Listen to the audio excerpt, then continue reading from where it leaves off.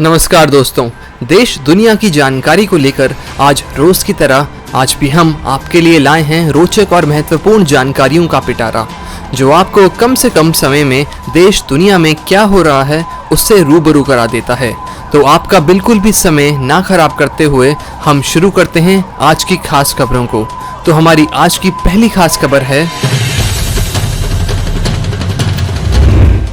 रूस में संक्रमितों का आंकड़ा 2.5 लाख पार, मृत्यु दर 1% से भी कम।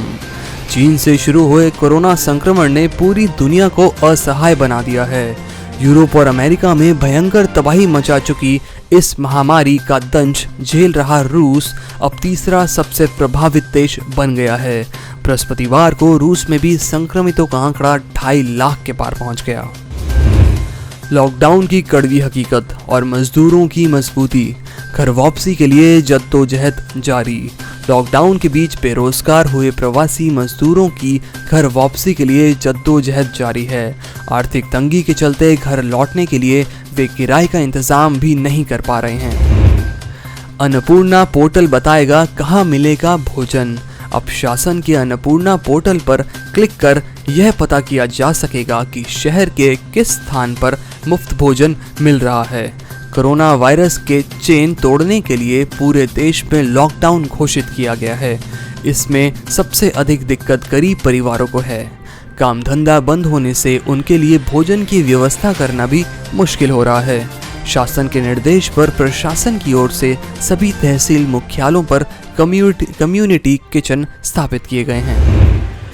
पाकिस्तान ओडीआई टीम के कप्तान बनाए गए बाबर आजम, पीसीबी ने की कॉन्ट्रैक्ट लिस्ट की घोषणा। पाकिस्तान क्रिकेट टीम के स्टार बल्लेबाज बाबर आजम को वनडे इंटरनेशनल टीम का कप्तान नियुक्त किया गया है। बाबर अब कप्तान के लिए T20 इंटरनेशनल और वनडे इंटरनेशनल दोनों फॉर्मेट में कप्तान होंगे। सीतारमण बोली, सरकारी खरीद के लिए 200 करोड़ रुपए तक नहीं होगी ग्लोबल टेंडर की जरूरत।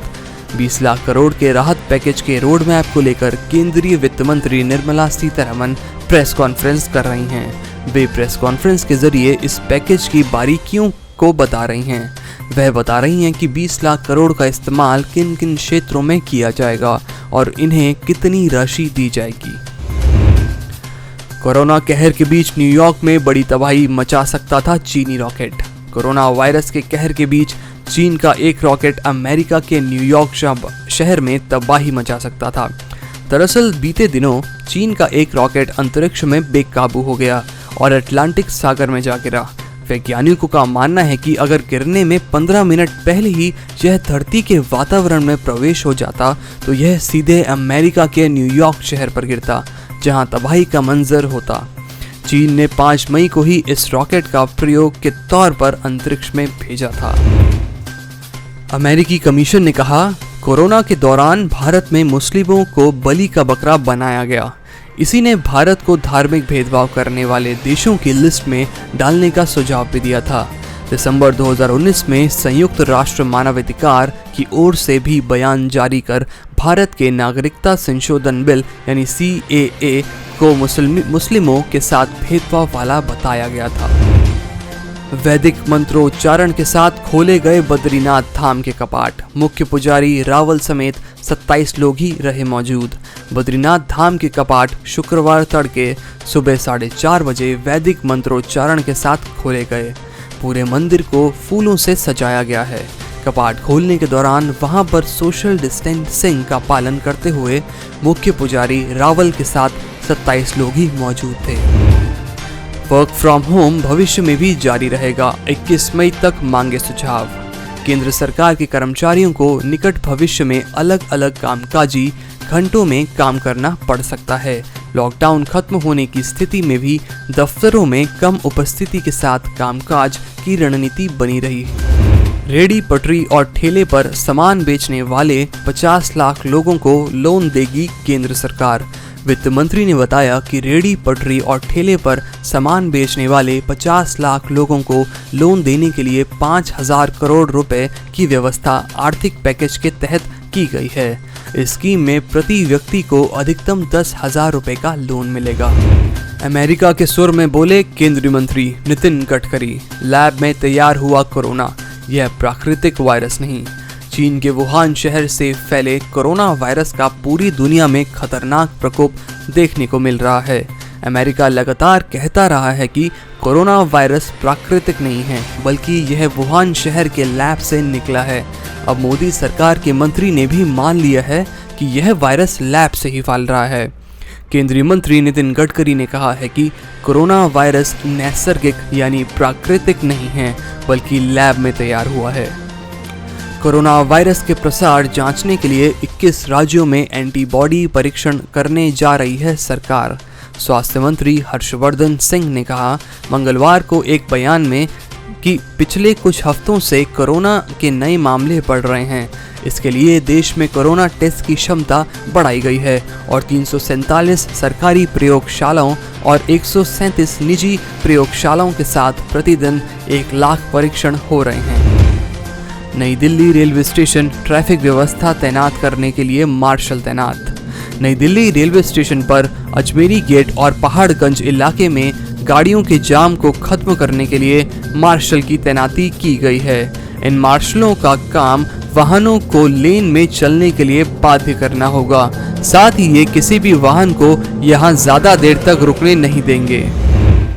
ट्रेनों में 22 मई से वेटिंग लिस्ट शुरू। मेल और एक्सप्रेस ट्रेन चलाने की संभावना। मेल, एक्सप्रेस और चेयर कार सर्विस शुरू करने की संभावना सामने रखते हुए रेलवे बोर्ड ने न केवल अपनी वर्तमान स्पेशल ट्रेनों बल्कि अपनी आगामी सभी ट्रेनों में यात्रा के लिए 22 मई से प्रतीक्षा सूची का प्रावधान शुरू करने संबंधी आदेश बुधवार को जारी किया। केंद्रीय मंत्री गडकरी बोले लीडरशिप को भी लेनी चाहिए हार की जिम्मेदारी। नितिन गडकरी ने कहा सफलता के कई दावेदार होते हैं, लेकिन विफलता में कोई साथ नहीं होता। सफलता का श्रेय लेने के लिए लोगों में होड़ रहती है, लेकिन विफलता को कोई स्वीकार नहीं करना चाहता। सब दूसरे की तरफ उंगली दिखाने लगते हैं। बिना महाराष्ट्र विधान परिषद चुनाव में हो सकता है उद्धव ठाकरे की किस्मत का फैसला। महाराष्ट्र विधान परिषद के आगामी चुनाव से मुख्यमंत्री उद्धव ठाकरे को विधायक के रूप में अपना चुनावी करियर शुरू करने का मौका मिलेगा और यह देखना भी दिलचस्प होगा कि क्या खाली पड़ी 9 सीटों के लिए चुनाव होगा। लॉकडाउन नहीं होता तो भारत में 8 लाख से ज्यादा होते कोरोना वायरस के पॉजिटिव केस। गौरतलब है भारत कोविड-19 को लेकर लगातार विभिन्न देशों के संपर्क में है। मानवतावादी रुख अपनाते हुए भारत ने कई देशों की मदद भी की है। दुनिया के तमाम देशों से सूचनाएं साझा की जा रही हैं। WHO और कई अन्य संस्थाओं ने भारत के प्रयासों की सराहना की है। वहीं हाइड्रोक्सी क्लोरोक्विन दवा के लिए अमेरिका और ब्राजील जैसे देशों ने भारत की सराहना की है। मजदूरों के पलायन पर केजरीवाल को केंद्र की 2 टूक। लॉकडाउन लागू कराने के लिए आपके पास है पूरी ताकत। कोरोना वायरस के दौरान लागू लॉकडाउन में दिल्ली से उत्तर प्रदेश, बिहार आदि राज्यों में कई हजारों मजदूरों को लेकर दिल्ली के उपराज्यपाल अनिल बैजल ने मुख्यमंत्री केजरीवाल को एक पत्र लिखा है। इसमें उन्होंने पूरे मामले पर चिंता जाहिर की है। इससे पहले प्रधानमंत्री मोदी और अमित शाह भी लॉकडाउन के समय हुए पलायन पर केजरीवाल से गहरी चिंता व्यक्त कर चुके हैं। सुप्रीम कोर्ट में अर्नब गोस्वामी मामले की सुनवाई में महाराष्ट्र सरकार ने क्यों दिया राहुल गांधी का उदाहरण। कोर्ट ने अर्नब को अपनी याचिका में संशोधन की अनुमति दी तथा सभी FIR और शिकायतों को तो अपनी याचिका में शामिल करने का निर्देश दिया। इस बीच वह अग्रिम जमानत याचिका दायर कर सकते हैं। शीर्ष अदालत ने मुंबई पुलिस आयुक्त को निर्देश दिया कि वह वहां रिपब्लिक टीवी के कार्यकाल और कर्मचारियों की सुरक्षा मुहैया कराएं। बैंक ऑफ जापान के 138 साल के इतिहास में पहली महिला एग्जीक्यूटिव डायरेक्टर बनी टीकोको शिमुजू। 2010 में भी बनाया था रिकॉर्ड। नई दिल्ली, बैंक ऑफ जापान में 2010 में पहली महिला मैनेजर बनने वाली 55 वर्षीय बैंकर टीकोको शिमुजू ने एक बार फिर इतिहास रचा है। शिमुजू बैंक ऑफ जापान में एग्जीक्यूटिव डायरेक्टर के पद पर नियुक्त हो गई हैं। 138 साल के इतिहास में यह पहला मौका है कि जब इस पद पर किसी महिला की नियुक्ति हुई है। IT कंपनियों ने पिछले साल नई नौकरियों में 27% की कटौती की। इन्फोसिस और टेक महिंद्रा जॉब ऑफर करने में सबसे पीछे। कोरोना वायरस संक्रमण के कारण निजी क्षेत्र में नौकरियों का संकट बना हुआ है, लेकिन भारत के आईटी सेक्टर में यह संकट कोरोना वायरस संक्रमण से पहले से ही बना हुआ है। आंकड़ों के मुताबिक वित्त वर्ष 2019-20 में देश की टॉप 5 आईटी कंपनियों ने नई नौकरियों में औसतन 27% की कटौती की है। लॉकडाउन के कारण ईंधन की मांग 45.8% गिरी। 2007 के बाद यह सबसे कम खपत रही। कोरोना वायरस संक्रमण को फैलने से रोकने के लिए लगाए गए देशव्यापी लॉकडाउन और यात्रा प्रतिबंधों के कारण अप्रैल महीने में भारत में ईंधन की मांग पिछले साल के समान अवधि के मुकाबले 45.8% कम रही है। सरकार की ओर से शनिवार को जारी आंकड़ों के अनुसार अप्रैल 2020 में 9.93 मिलियन टन ईंधन की खपत हुई है। यह 2007 के बाद सबसे कम खपत रही है। आमतौर पर खपत की ही मांग का पैमाना माना जाता है।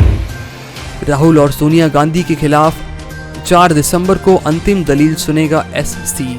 सुप्रीम कोर्ट ने मंगलवार को आयकर मामले में कांग्रेस अध्यक्ष राहुल गांधी और उनकी मां सोनिया गांधी की याचिकाओं पर अंतिम दलीलों को सुनने के लिए 4 दिसंबर की तारीख तय की।